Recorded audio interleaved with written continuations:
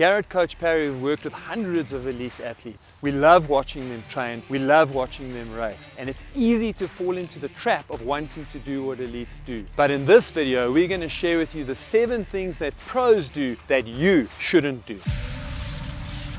The first thing that pros do is that they run every day, and that is one of the things that we definitely shouldn't be doing, is running every day. Why is that important? The pros are running every day, one, because they've been training their entire lives and they've built up the capacity to be able to run every day and recover quickly in between sessions. We don't necessarily have that capacity. We have to incorporate rest days into our training to allow our body to recover and really get the benefits of that session in order to improve. The perception is very much that if you run every day, the more you do, the better you're going to get. And in actual fact, it doesn't work like that. We've spoken so many times in our videos around recovery and why it's so important. And again, just to reiterate that, is that when you are running, you're not actually getting the benefit of that exercise. Your body's actually breaking down. And so we have to allow ourselves rest and recovery days in order to really get the benefits. Our bodies make ourselves a little bit stronger and you then improve. The pros have trained over years and years and have gotten stronger, are biomechanically better, so there's far less risk of injury,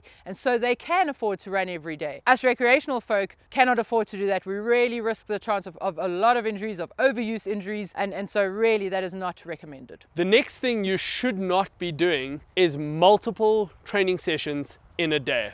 What do I mean by that? You'll see pros often will have double sessions, so they might do a run in the morning and a run in the afternoon, or a run in the morning and a strength session in the afternoon, for example. The key difference here is, as a professional athlete, that is all they do. More often than not, they finish a morning training session, they go and have something to eat, and they lie around and sleep for the rest of the day, or take naps throughout the day at least. Whereas for amateur athletes, most of us work full-time jobs. We've got other commitments throughout the day that keep us busy and don't allow us to recover quite as well during a day as what professional athletes might do with taking naps and sleeping. It is key though to note, we say don't do multiple sessions on a day. That isn't necessarily 2 running sessions. We also do refer to maybe doing a running session and a strength session, as I did mention. If we had to see there's only 7 days in a week, we advocate for a certain amount of strength sessions, certain amount of runs, again, obviously depending on what level of runner you're at, and more importantly, prioritizing at least 1 full rest day in the week. We often then think that there might be a day in the week where we do need to consider 2 sessions in a day. That doesn't happen every day.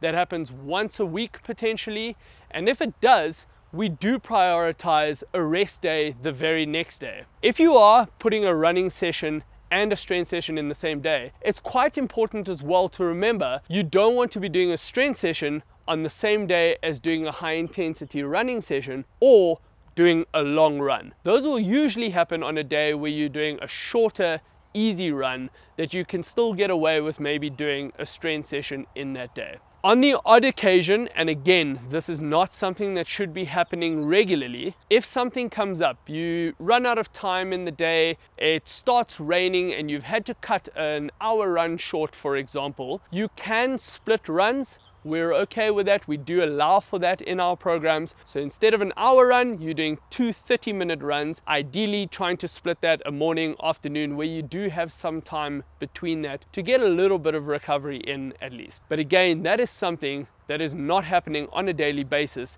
and you do want to try and minimize those situations as far as possible. So Devlin and Shona have already spoken about how much you run and how frequently you run. The next step is not to run too many high intensity sessions in a week. So if you look at a training program for elite athletes, you'll see that they do a lot of high intensity work. At least it looks that way to us. Often they're running 2 sessions a week, but they're high volume sessions. As an amateur, you can't handle that volume of work. Pros run a lot more than we do. They run a lot more frequently than we do, and they've had years of experience and they're able to handle that kind of workload. And in many instances, elite athletes also work on modified training cycles. What I mean by this is that we work on a 7-day cycle, but in order to accommodate this much intensity, they'll often work on extended microcycles. So they'll work on a 10-day cycle, for example, where they do a hard run every single 3 days, giving themselves 2 days of recovery. We don't have that kind of flexibility. We are limited. A lot of us work, we have kids in schools or similar life necessities, and we can't afford to give up that kind of time to our running. So take that into account when you're doing your training sessions that you can't afford to do that much intensity in one go. And going back to what Shona and Devlin said about how much they run, when you end up looking at the relative contribution of intensity to volume, even with all this much running that they're still doing, they're still working within the 80-20 principle, and most of the time, these sessions only account for about 10 to 15% of their volume. So when you do your own training sessions, you want to limit yourself to still staying within that 80-20 spread of volume to intensity. This might mean doing one session a week instead of doing 2 sessions a week. One of the things the pros do is they run massive amounts of volume. For the most part, that can average anywhere between 160 to 180 kilometers. That's around 100 miles, and that's every week. Some recreational folk don't even run that in a month. But just because the professionals do it and they are really good runners doesn't mean that you need to be going out and running 160 kilometers or 100 miles a week. As I mentioned earlier, they are so much stronger and their bodies have the capacity to manage that amount of load or volume. And if we just go out and replicate that, you're putting yourself at a high risk of injury. That amount of volume is really relative to where you are at. So the pros are running 100 miles a week or 160 Ks a week, but that is because that's relative to where they are at and how much training they have done. If you are starting out, or if you've been running for a couple of years, you're going to build that volume up relatively and progressively over time, but specifically to you and what you are training for. And that is absolutely key and a pivotal way to keep yourself injury free. The next point is not to weigh yourself every day. It's really unhealthy to get obsessed about weight, and it leads to very unhealthy nutritional practices. There also isn't a pattern that you can pick up by weighing yourself on a daily basis. So if part of your driver for exercise is to lose weight, don't weigh yourself every day. You need to make sure when you exercise that you are providing enough nutrition, otherwise you can drive yourself into something called relative energy deficiency syndrome, which can lead to horrible health consequences. You also need nutrition to make sure that you perform in the way that you want to perform. And if you are starving yourself of nutrition, you often also lose weight too quickly, which then upsets your power to weight ratio, because you're not only losing fat, but you're going to be losing protein and fat, and that's going to affect your ability to perform at the level that you want to perform at.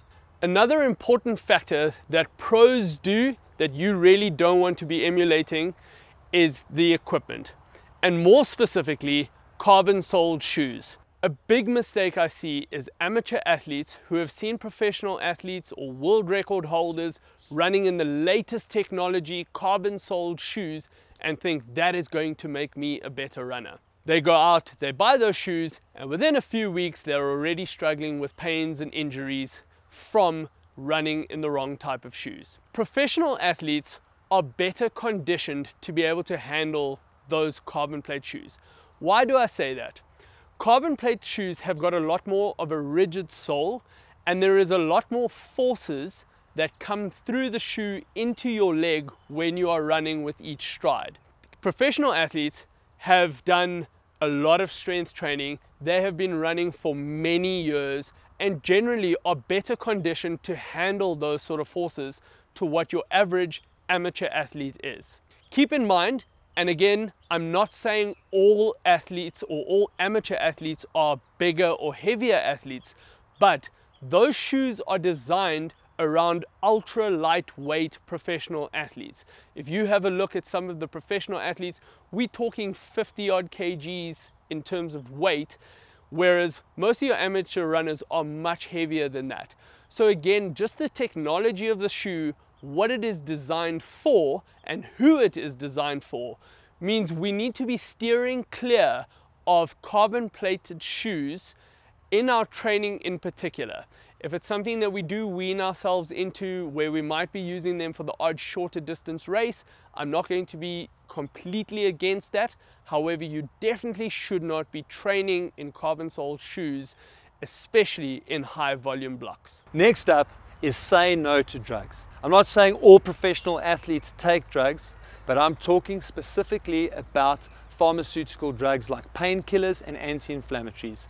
There are a lot of dangers to taking these kind of drugs to help you to do better or cope better on race day. For example, Anti-inflammatories restrict the blood flow through your kidneys. Your kidneys are already in a dehydrated state when you are exercising, and so taking anti-inflammatories, particularly in long duration events like ultramarathons, can lead to very severe consequences like renal failure.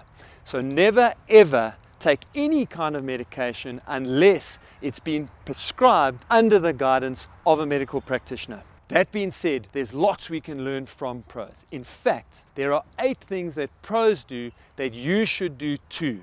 You can watch this video to discover exactly what those are.